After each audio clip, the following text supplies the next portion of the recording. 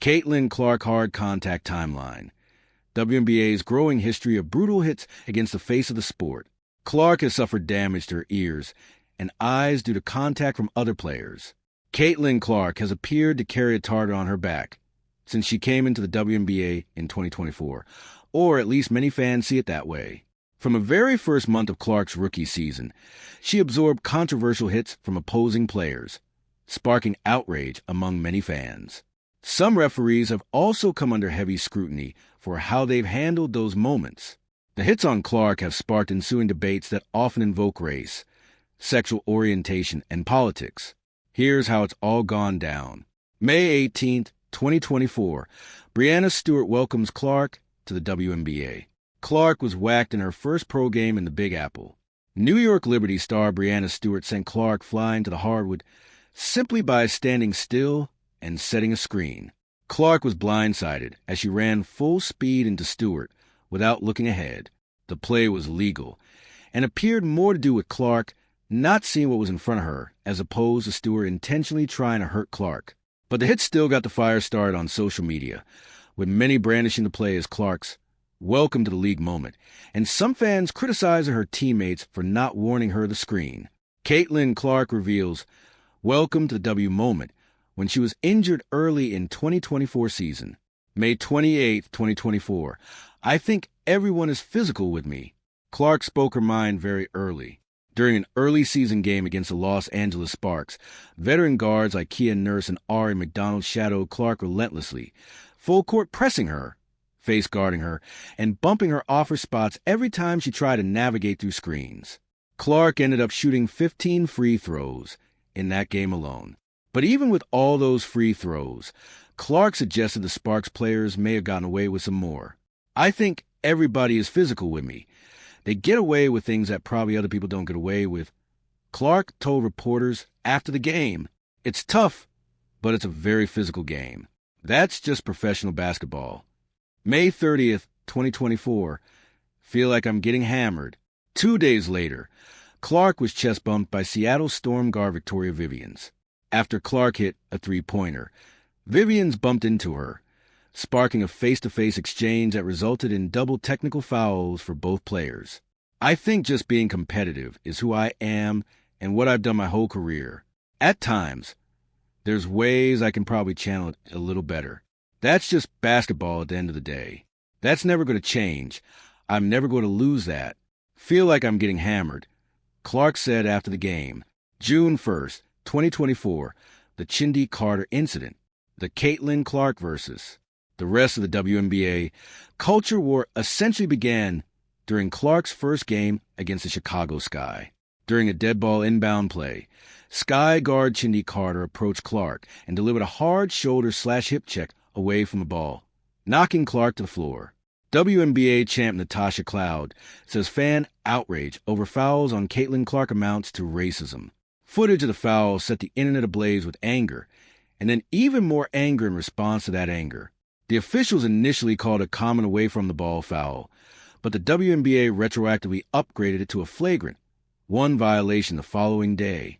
This hit sparked a massive media firestorm, even reaching mainstream daytime talk shows, about whether Clark was being unfairly targeted with non-basketball plays, and whether her teammates were doing enough to protect her on the court. Meanwhile, many longtime WNBA fans opted to defend Carter, claiming the criticism against her was racially charged. Angel Reese, Caitlin Clark have heated exchange after hard foul during Sky Fever game. Carter prompted more scrutiny with her post-game press conference when she refused to answer any Caitlin Clark questions. June 2nd, 2024, the ruptured eardrum.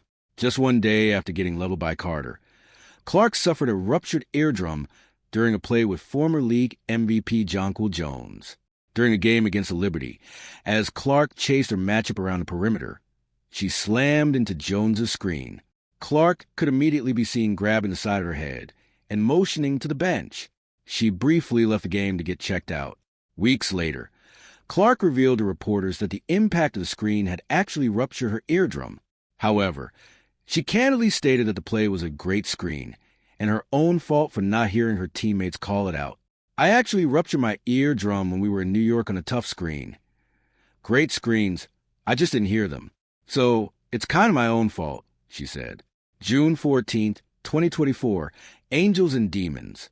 Caitlin Clark versus Angel Reese had arrived in the WNBA after the Fever and Sky's first matchup that ignited a national media controversy. Reese was set to take center stage over Carter in the Clark defense force. During the third quarter, Clark drove to the basket and went up for a layup. Her college rival and Reese contested the shot but missed the ball entirely, instead smacking her forearm into Clark's head and knocking her to the hardwood.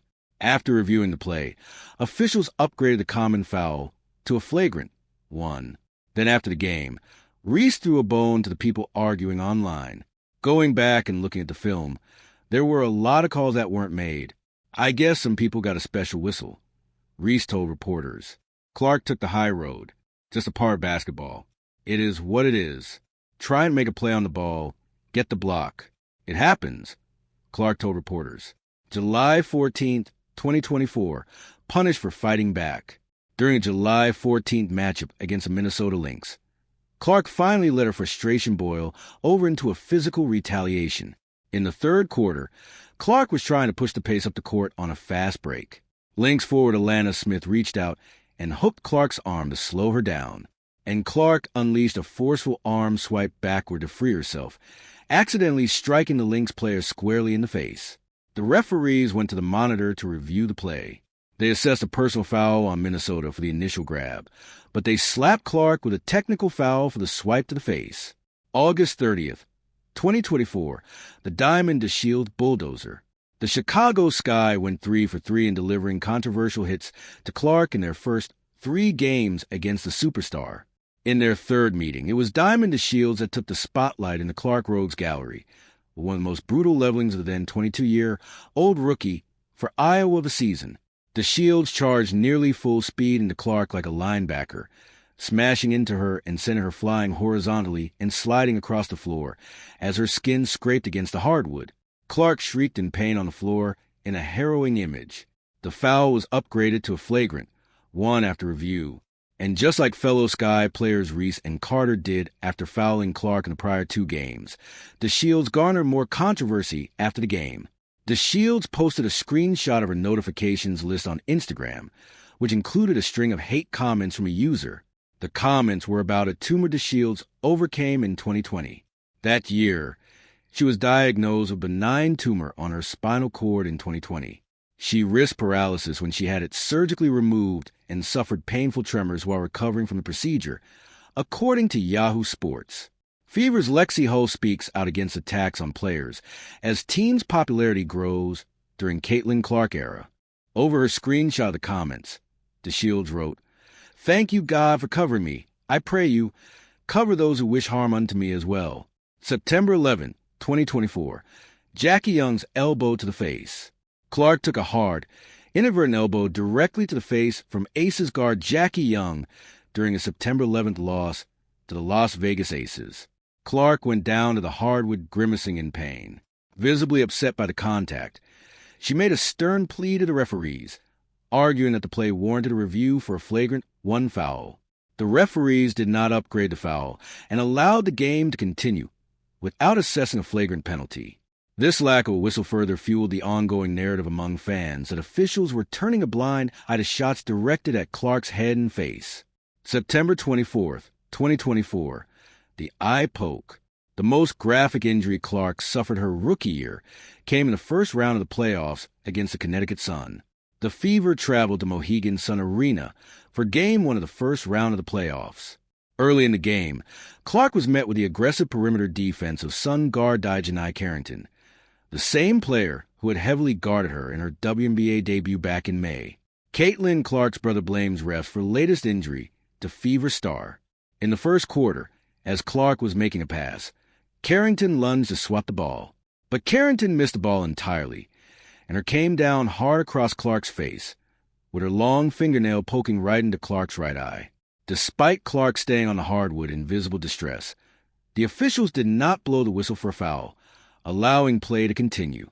Clark was left with black eye and struggled to shoot for the rest of the series, as the Fever season ended in a playoff sweep to Carrington's Sun. WNBA player lashed out at reporter for asking about Caitlin Clark's eye-poking incident. New book reveals. Things escalated when slow motion, zoomed-in replays of the incident went viral on social media. Many fans and commentators analyzed the angle of Carrington's wrists and fingers, arguing that it looked like an unnatural basketball motion, and accusing her of intentionally gouging Clark's eye. The discourse became so heated that it actually spawned a secondary media controversy off the court. A few days later, veteran USA Today sports reporter Christine Brennan directly asked Carrington in a press gaggle if the eye poke was intentional. This line of questioning infuriated the WNBA Players Association, UNPA, which released a scathing public statement condemning Brennan for asking a question they felt fed toxic and racist online narratives aimed at Carrington. Carrington insisted that she didn't do it on purpose, and that when she was seen laughing with another player, it wasn't about Clark.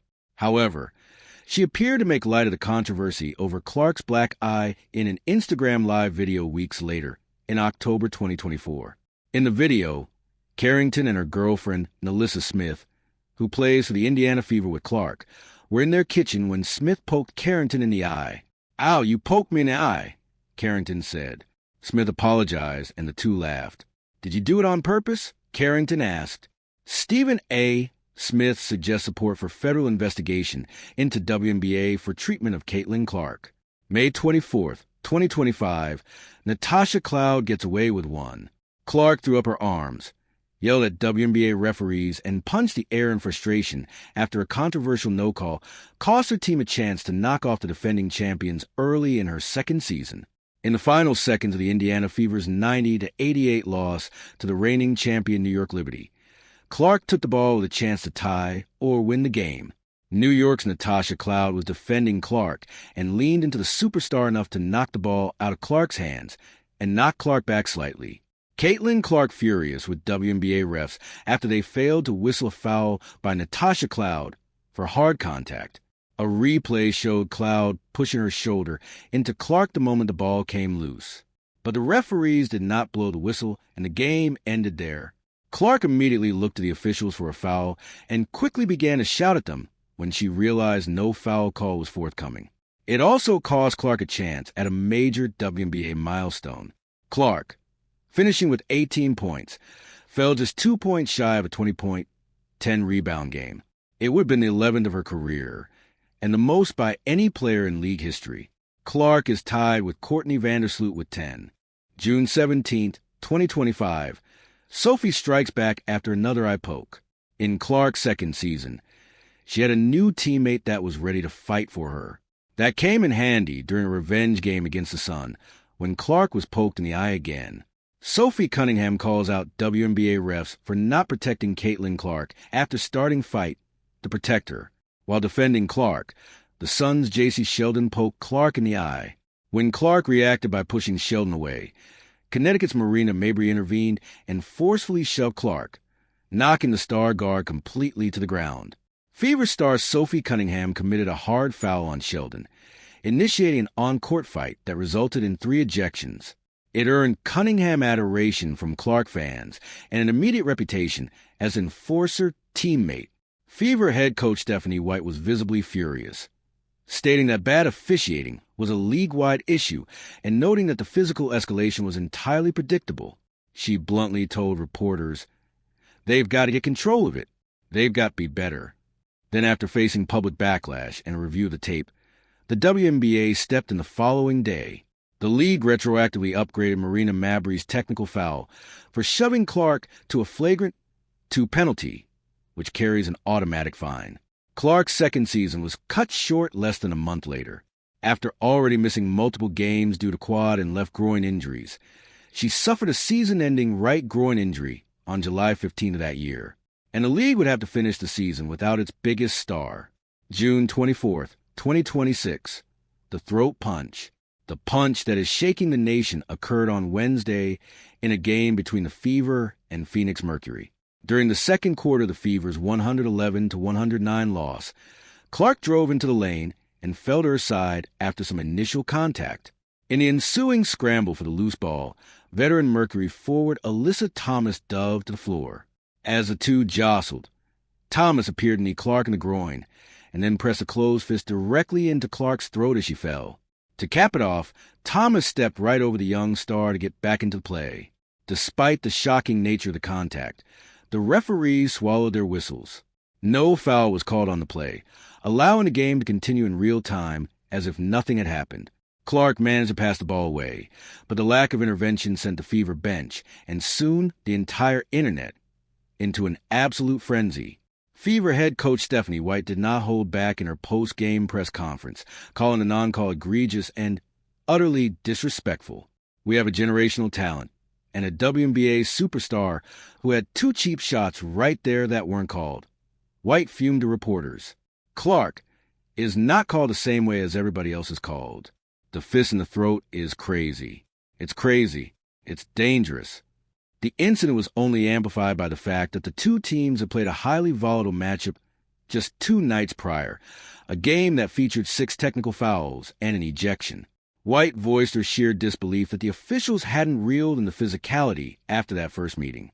To make matters worse for Indiana, Clark ended up leaving the game in the third quarter with a back injury, adding injury to insult on a miserable night for the franchise. Following massive public outcry and a statement from Fever President Kelly Krauskopf demanding that players' safety be paramount, the WNBA League office finally stepped in the following day. The league retroactively deemed Thomas's hit a non-basketball act, hitting her with a flagrant 2 penalty and handing down a 1-game suspension. But for the legion of fans who have watched Clark take a beating over the last 3 seasons, a retroactive suspension felt like too little, too late.